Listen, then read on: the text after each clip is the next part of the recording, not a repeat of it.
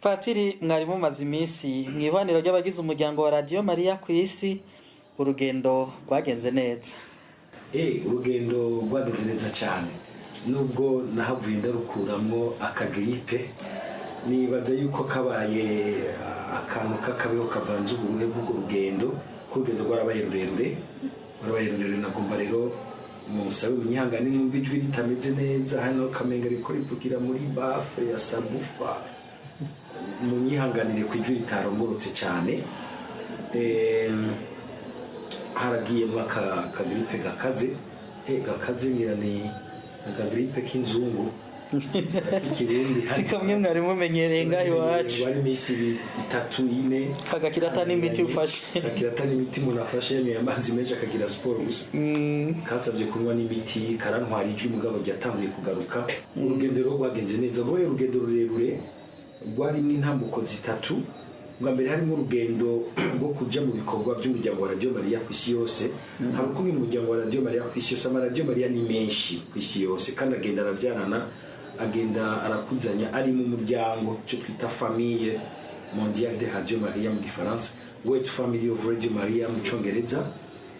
Agize rero umuryango rero rimwe mu myaka 3 ama Radio Maria iyo ari kw'isi yose araheza akarungika intumwa zayo abasaseredoti b'itsamana y'ayo maradiyo hamwe n'abasanzwe barongoye amashira hamwe arabaye maradiyo, ama association ya Radio Maria kw'isi yose, bagahurira hamwe bakaraba rero imigambi nyamukuru umuryango kumwe n'amaradiyo bizogendera mu myaka 3 ibiri imbere. Twaheruka kera imbere ya Covid, ko murazi ko Covid bugihari byinshi yadurumbanije, nitwa duherutse guhura mu buryo bwo kubona n'amasomo yandi kada turabijya byo kuri Zoom.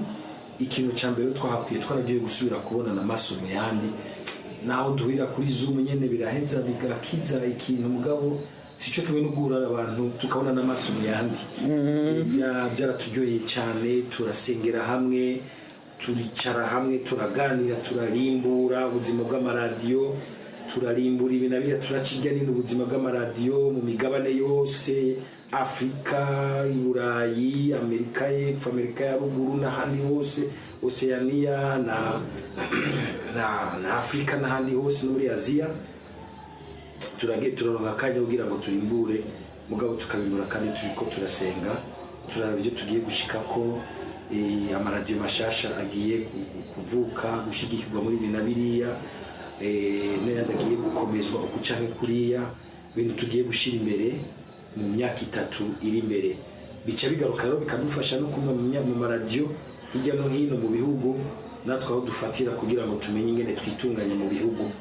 Nk'ubusanze mpejeje inama yo kurimbura umwaka, uyu mwaka uri kuragenda, ejo tuzoba turiko turaringaniza umwaka mushasha 2025 mu bikorwa bizoburanga, turavye ishusho tugomba guha isamirizi. Nogira rero urugendo rwagenze neza, harimo ico gice ca mbere, hakaba igice ca kabiri c'urugendo, harimo urugendo rweranda, kuja mu bibanza vyeranda, kuja gukengurukira umukama, gukengurukira umuvyeyi, guhura n'imigisha y'Imana, imyezagiro y'Imana mu bibanza bimwe birimwo aberanda bamwe. Narashoboye kuja Lourdes, ndahafata akanya ndahasengera, narahimbawe cyane guhereza umwuka y'imisa muri irya grotte Bikira Maria yomekeyemo Benedetta Subihus. Byarampimbaye gose, nafashe akanya ndasenga, ndahava ndagenda no mu bindi bibanza, nko mu kibanza ca Parero Monial hamwe Yezu iri ku mushaha wiwe, Mweranda Margarita Maria Rako bari mu gihe ca Yubile, boneraho kuhatora imigisha myinshi y'indulgensiya kuko abanyeri bari mu mwaka wa Yubile. Ndaca ku kibanza ceranda cumwe Yohani Maria Vianney Mweranda asanzwe n'umuvunyi w'abasaserdoti, abavunyi ba patiri mukuru Sacré d'Ars. Nararonse akaryo ko gutemberera ahari umwe Catherine Labouhe, umwe Bikira Maria yaho umudari w'igitangaro, Médaille miraculeuse. Ndaca kuraba ahatuye Saint Vincent de Paul, umwe tuzi hari imigwi myinshi niyitira mbere no ngaha iwacu bariho n'amakorari yitira Saint Vincent de Paul basanzwe bakunze gufasha mu migwi ikunze gufasha cyane cyane abantu bagowe.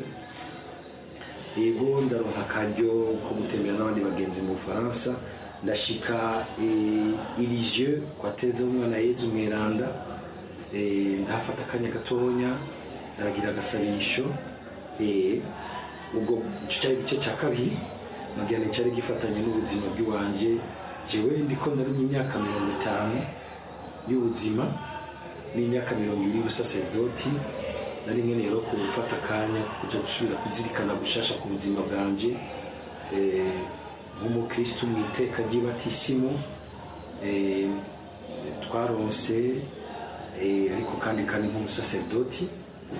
Icyo gice cya kabiri kirangiye, hari ubundi butumwa rero bwa Radio Maria Burundi dusangiye n'abakristo bo muri Suède, harimo abagenzi ba Radio Maria bashimye guca bashira hamwe n'umuryango wose w'abakristo b'abakatolika basenga mu kibi no mu Kinyarwanda hariya muri Suède. Warabaye umwanya rero ukomeye, naho namaze umwanya munini tukaba koko mu butumwa buryoshe bwa evangelisation, kumenyesha inkuru nziza mugabo dufatira kuri Bikira Maria, kumaze ko yatwakiriye inkuru nziza ubwa mbere akayitwibarukira muri Yezu Kristo, agaheza akamudushikiriza. Twe dukeneye kwicara hamwe tukamuzirikana, turahorana n'imibano itari mike y'abana bariya muri Suède, twarazirikana ibintu bitari bike, turasangira ibisabisho n'ikiyago. Narahakuye ibyiza byinshi cyane, nubwo naho nyene nahakuye kandi n'akagripe ariko karahera.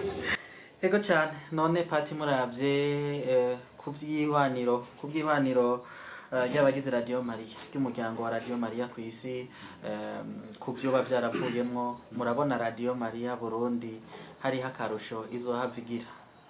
Ego hariho akarusho, uretse ko ako izohakura yahakuye, harimo nako nayo yashiriye umuryango wa Radio Maria, kuko mu Radio Maria Afrika bari badusabye ko Radio Maria Burundi iheza igashikiriza témoignage intahe y'ingene yitunganya, kuko ari ikintu cyangwa kibatangaza. Hari ikintu cyangwa kibatangaza umuryango wa Radio Maria ku isi yose, gira ati mwebwe iyo radio yanyu iri mu gahugu bama bariko baratonde kuganyuma ko gakenye mu biko gakenye mu bihugu mu by'ubutunzi, kari hari hasi nyuma, muga tugatangara ingene mukibasha kwibeshaho, mutama muriko murabogoza musaba muti ni muturungike interano umwanya wose, ahubwo tukumva mutugira muti dushaka gukora ibi, dufise ibi, ni mudushirikire muri ibi na biriya. Aho ushobora gusanga kumbure hano n'andi maradiyo bigicumbagiza bitarafata neza ibyo kwitunganya. Nagomba nkerezamo abakristo b'abarundi abari ngaha mu gihugu, abari mu mahanga, abari muri Suède, abari muri France, abari muri Butaliyano, ingene mwatahuye igikorwa cyo kumenyesha inkuru nziza, ingene mwatahuye ko Radio Maria ari itarenti Imana yaduhaye, mukemera kuyifata mu minwe kugira ngo umukama yiciye ko abandanya amenyesha inkuru nziza yiwe. Aho hano mwaraharashe, tukabera akaroro gatonya abana bariya ushobora gusanga bari mu bihugu bitunze, mugabo ugasanga ntibanashobora, abakristo bano bashobora gukabukira gufata mu bintu by'ubuzima bw'iyo radiyo. Nkengurukire rwose abakristo b'abarundi bari hano mu gihugu n'abari mu mahanga, ingene bitanga. Ego niko niturakwiza byose ngo turonke umusesekara dufasha ni maradiyo kugurura ibikorwa, ariko ego turashima twebwe aho bigeze.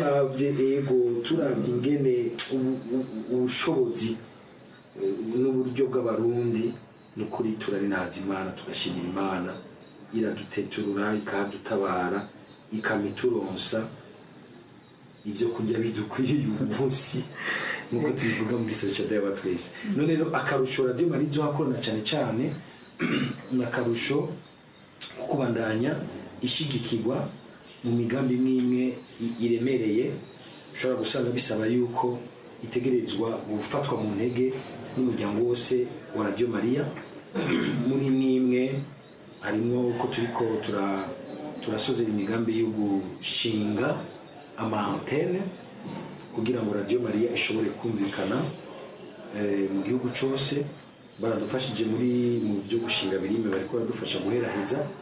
Harimo n'ibindi byose akarusho kandi Radio Maria ihungikira ingene ica iyugururira gukorana n'ayandi maradiyo mashasha, akayizanira akariro gashasha n'amaraso mashasha.